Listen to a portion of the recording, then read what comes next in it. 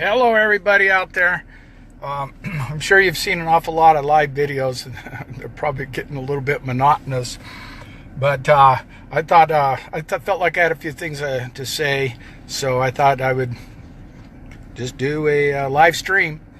I'm out here at Camp Liberty. I think that's the name of it last I checked. Maybe it's Camp Freedom, but we're in a new location across from the prison here.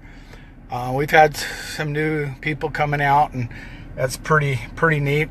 People coming from all over still. Got a lot of campers and tents and trucks and whatnot. We were visited by local media today, Mirror Media. They took some pictures and did some interviews, and then we just had a local talk show host that interviewed some people. Interviewed Gavin Stein. Gavin Stein's going to be on the talk show, his talk show tonight. You know, we got some real rock stars out here, in my opinion. Gavin Stein and Kelly Stewart and John Lamb, and those guys are great as far as getting the message out. And that's kind of one of the things I wanted to talk about, is the message and how it involves all of us. This prison is right behind me. It's a prison for profit. It traffics in human beings, and there's a vested interest in keeping that thing full. And people need to understand the catch-22 of our whole entire system now. The federal government, the federal courts, the plaintiff is the federal government. Think about that. The plaintiff. Where's the injured party? Come on, where's the injured party? There is no injured party. What you have is some people in the federal government that have vested interest in stealing the lands. That's basically it. We all know about Hillary Clinton selling 20% of the uranium to the Russians, and she was going after Dwight Hammond's ranch because there's a lot. That's all old stuff. But it goes to show who's really manipulating and controlling things. Now, like I said, you got a prison behind me. It deals in human beings, human trafficking. They got contracts with the state of Nevada to keep that thing full. In fact, from what I understand, hey Brandy, here's my daughter. We don't get to talk too much, but so anyhow, there's this huge vested interest by the federal government. All right. To find everybody guilty. And as I said, the plaintiff is the federal government. The court is by the federal government. The prosecuting attorneys are the federal government. The defense attorneys, to their, I don't want to get on them too hard, but they're paid by the federal government also.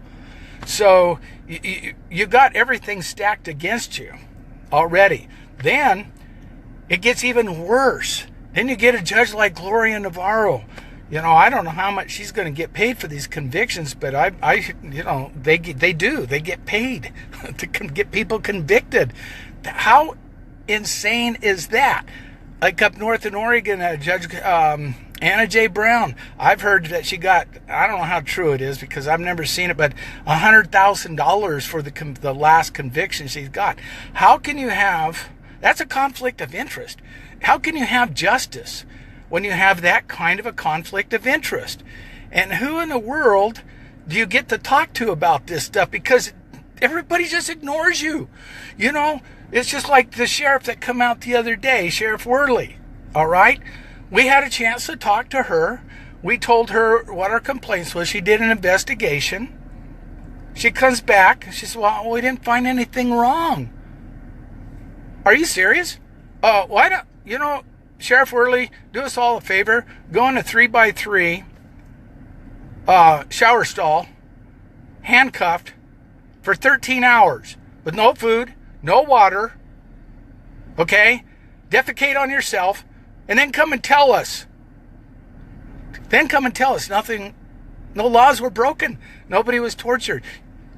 Sheriff Worley, you have no credibility. If you do that, if you go and do that to yourself, get it videoed so we can all see it, I will listen to you. But that's how it always goes. Then we had another deputy sheriff that came out David Zion tried to talk to him about the Constitution of the United States. You know what he said? I didn't come here to argue. You know why? They have no argument. That's what always happens. They have no argument. That's their way out. They're not going to really delve into this kind of stuff. They're on a compartment minimum. Man, I swear they mess with the signal every time they get going. I don't want to go outside. The wind's blowing so bad. And you're not going to be able to hear me, but I think I'm going to have to go out. Okay, going outside now. Wow, I can't stand this wind. Wow. Okay, let's watch the signal for just a second here. Make sure it's not going to go south on me. I hope you can hear me. I'm going to try and speak as close to this as I can.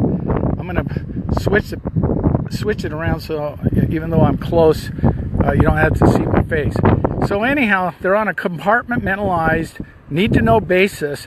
And so who do you talk to? When you try to talk to the local sheriff, when you try to talk to the deputies, you get the same thing. These are the foot soldiers. So if you go over them, over their head, and you try to talk, you just keep getting put off over and over and over. You can't get anybody really to listen to you.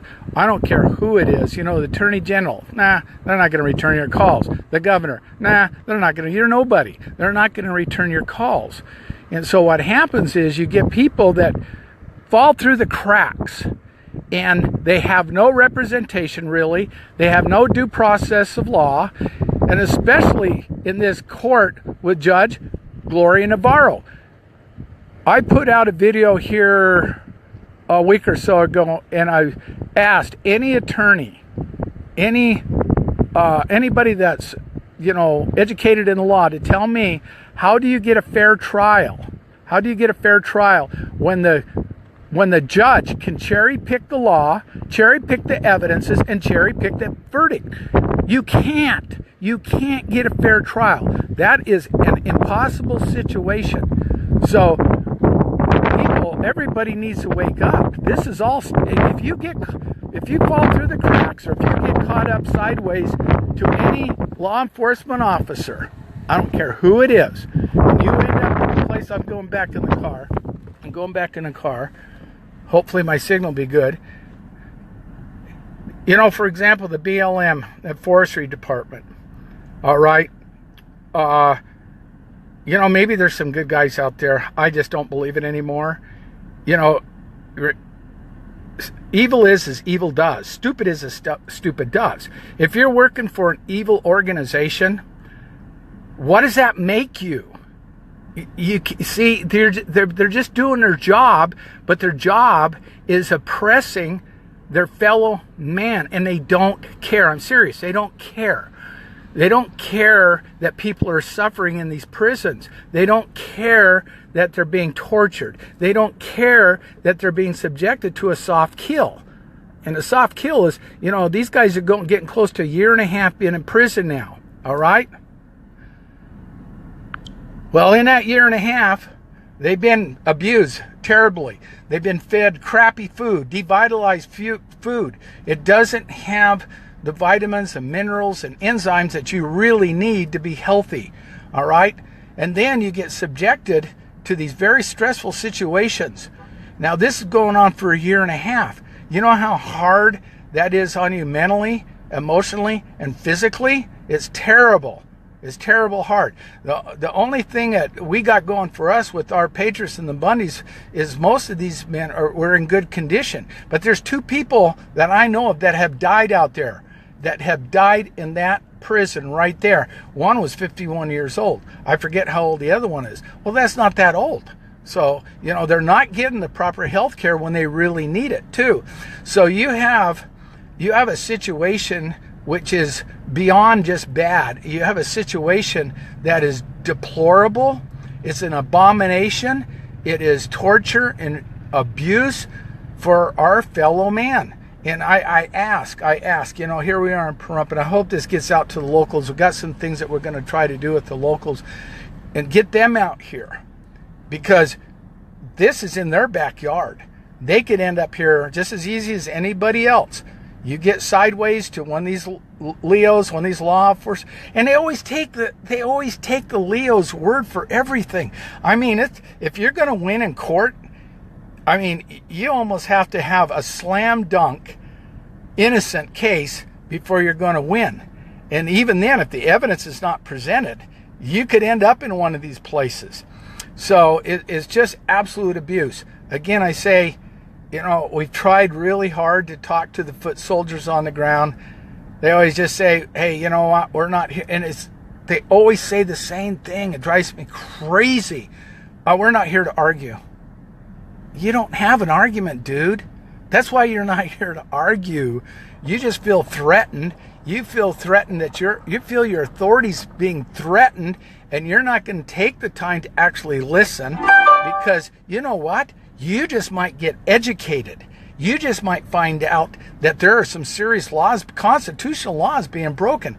And that's the thing that drives me also nuts about all this is you can't get the sheriff to look at it from a constitutional perspective. They won't do it.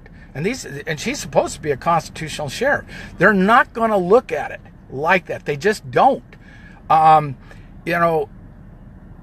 If they did, if they would really take the time and look at it and go through everything, they would realize that there's been some major assumptions made by the federal government. Number one, the federal government assumes that it controls all the public land in Clark County, Nevada. The evidence is overwhelming. They don't. Okay? They assume that that the BLM has authority. The BLM has no authority. So you get all these assumptions, and they're big assumptions, which if the sheriff would really look closely at it, she would realize that this is a gross violation of the Constitution of the United States. But they won't go that far. They refuse to go that far because they're not going to stick their neck out.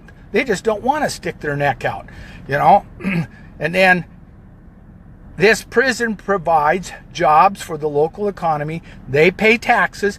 And so all of a sudden, it's not just they're protecting them. They're not going to allow any disruption in the normal day-to-day activities of this prison. They're just not going to. So what we're left with is a populace that is brain dead, basically. This has been going on for a long time. People would rather do other things, like watch the NFL or any sport. They'd rather do that. They'd rather go down to the bar and drink all day, or who knows, but their priorities are so upside down, and we're losing our country. We're losing our patriots. We're losing some of the best people in this world.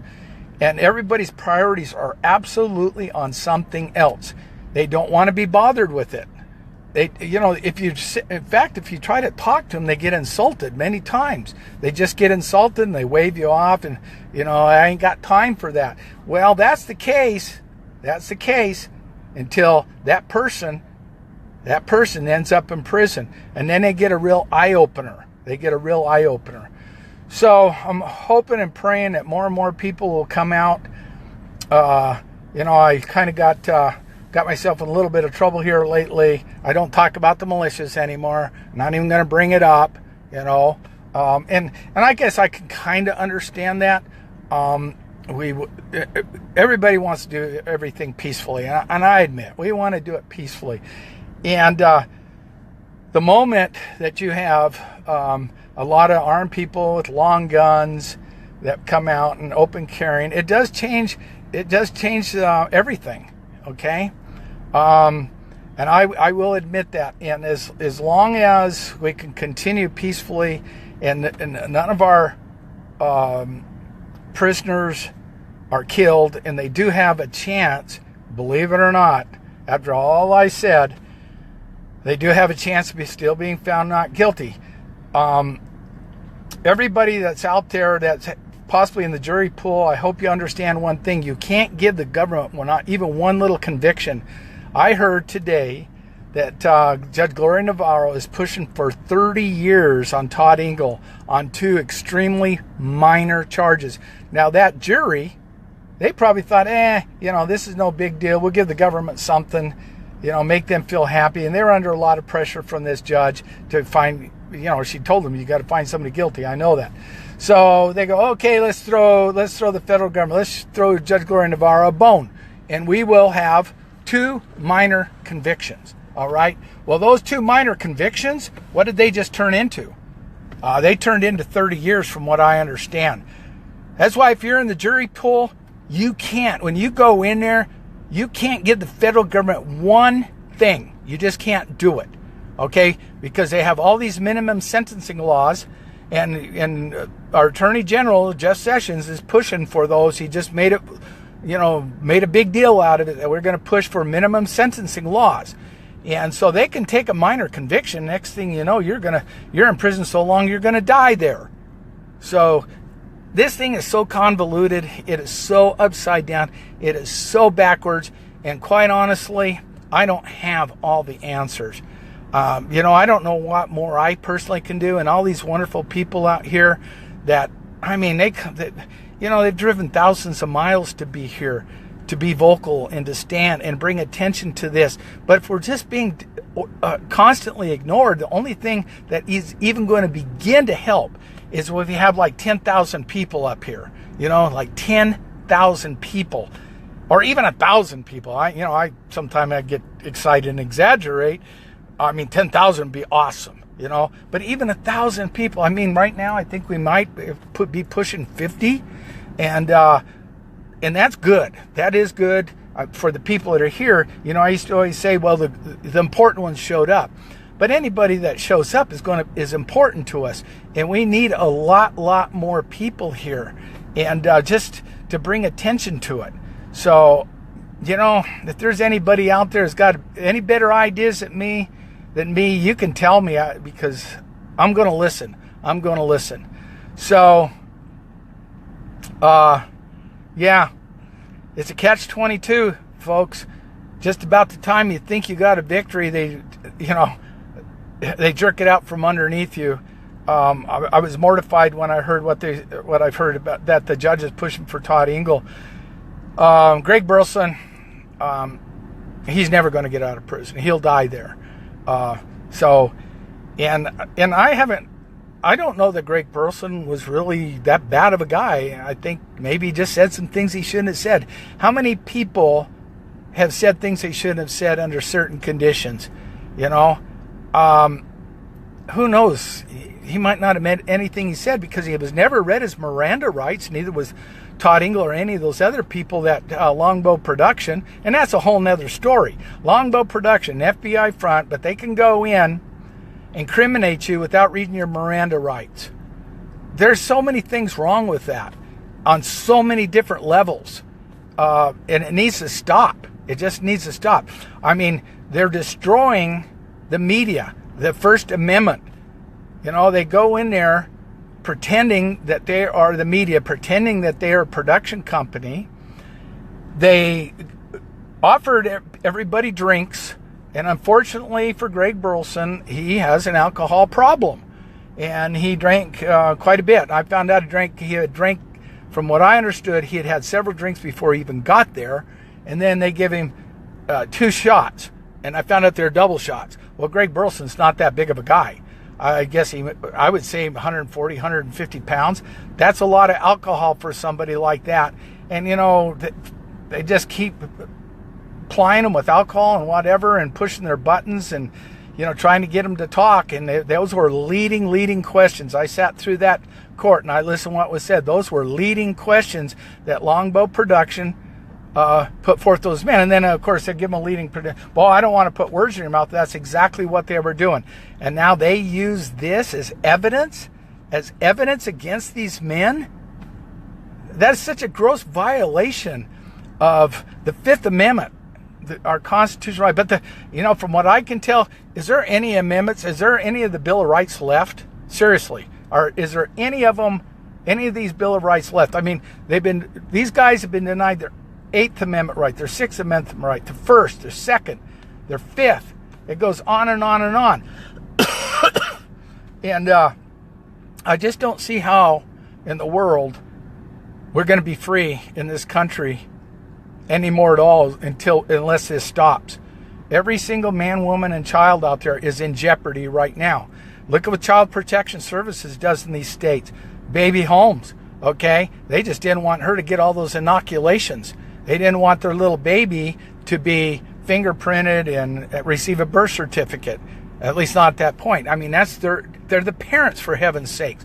So what they do? They literally took that baby while the mother was nursing that baby. Okay? This is the type of stuff. And the courts always back these people up, especially Child Protective Services. That's such an oxymoron. We know that they traffic these children in these human trafficking in these sex rings around the world. I mean, it's coming out more and more all the time. And yet, if you try to stand up to Child Protective Services, who backs them up? The sheriff or the local police department. And if you get crossed sideways with them, again, you're going to end up in one of these prisons. The list goes on and on and on and on. And if we don't do something, we're all going to end up in a country where freedom is nothing but a distant memory. And it's coming from every single direction. It's insidious. It is we were talking about it today. It's just like the old Gaddy Ant and robbers, that is the true conspiracy. And I personally don't think Trump's going to be able to do anything about it. I think he's gotten himself in a situation where he's going to be fighting the embeds that were put there from the last 3 administrations. He's going to be fighting them pretty much his entire administration. So anyhow, yeah, if we don't stand up, and I mean make a serious stand, I have no problems personally putting myself in harm's way for the future generations. But if we don't, our future generations have no chance. I want every parent to go home and look at their children. Take a long look at your children. I want every grandparent to go look at your grandchildren. And you got to realize they have no future. The way things are going right now, they have no future. If we don't change this, if we don't stop it in some way, and I appeal to all law enforcement out there, you guys, your job, your paycheck is not more valuable than your country. It's not more valuable than the future generations. You guys got to know when to say enough is enough. It stops here. And, and you got to back each other up. You always hear about the thin blue line. Well, every once in a while we do get a Leo that comes out and says, you know what? I'm just not going to go along with this anymore. I'm going to take a stand, and I'm not going to arrest people for ridiculous reasons. I'm not going to plant drugs in their house or their vehicles or whatever. I'm not going to get on the stand and lie anymore. And what happens to them? What happens to them? They get fired, or they get intimidated so bad by the other officers. So, you know what? You police officers out there, you got to stand shoulder to shoulder. When you have a brother that is willing to take a stand and actually do something against this beast, this federal beast, you got to back him up. You got to stand shoulder to shoulder with him. And the first part of that is you got to get an education. So many of the sheriffs we talked to, they took an oath. They never read the Constitution. In fact, we had a deputy sheriff out here yesterday. When David Zionberger told him about the Constitution, you know what he said? Oh, I'm not an attorney. I'm not a lawyer. What the hell? Okay, is that what they all think? I think so. The Constitution of the United States was written for an 8th grade education. I've read it probably 50 times. It's not that hard to understand. Anybody can go through it and actually understand. There's a few parts and places in there that you might have to look up and do some research. But why would you take an oath to something you don't understand? To something you have no intentions of actually protecting? You take an oath to uphold the Constitution and defend it against all enemies, both domestic and foreign. How can you take an oath to do that? Because if your word is no good, what does that mean about you as an individual? Come on, where's your integrity? Where's your honesty? Where's your honor? There used to be a saying that I used to see it all the time at the military: death before dishonor. And I actually think that's really a wonderful thing, because without honor, without your word and being an honorable human being, you're just, if you don't stand for something, you're going to fall for everything. You all have heard that before too. If you don't stand for something, you're going to fall for everything. Well, the problem is our Leos, for the most part, are falling for everything. They're falling for all these ridiculous laws that are created every friggin' year. 3,000 new laws every year. Well, you know what? David Zeinberger says it best. When you're trying to keep this law over here, you're breaking 3 other laws over there. So no matter what you're doing, you're breaking a law. And that is true anarchy. That is true anarchy. It's not just no law. It's when you're overwhelmed with everything you do is against the law. It's like the IRS. They can get you. It doesn't matter how honest you are, what you call law-abiding. They can always get you if they want you. That's what's happening in this country. There are so many laws that are unconstitutional, these statutes, that they can get you on something when they want to. All they have to do is go back. First of all, they arrest you, okay? And which drives me crazy too about arresting is they handcuff you for officers' protection. That is arrest while they do their cursory investigation. That is illegal. That is illegal. Okay? So there's so many things that are wrong. There's so many things that are under the color of law that is not law at all. So anyhow, I know I'm getting a little bit long-winded here, so I'm going to cut it off here in just a second. I just want everybody to know that we're out here. We're out here for the long haul. We come and go quite often. We're actually starting. When I say we, I haven't personally, but some of the other people are actually starting to work with the locals more and more.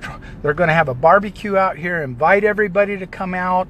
Gavin Stein's going to be on a talk show tonight, a local talk show.